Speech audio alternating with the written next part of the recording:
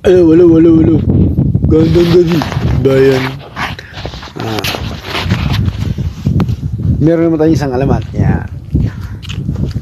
Panoorin nyo pala itong alamat natin sa YouTube and Facebook. Saka palike and share na rin. Yan. Para marami ito mapasayang mga tao. Yan. Hanggang pauwi na tayo. Ngayon, isang araw, nagkita itong dalawang magkaibigan. Yan na naman eh. Si Atan na naman eh. Saka si Jong. Yan. Si Jong. Ngayon,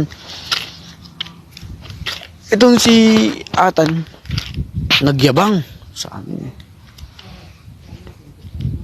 Jong. O ano yun?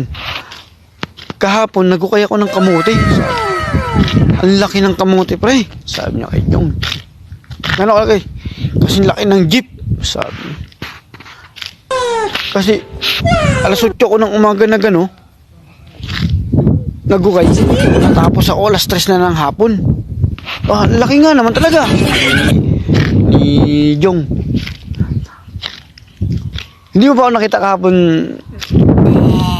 pre? Sabi ni Jong naman. Nadumaan? Hindi.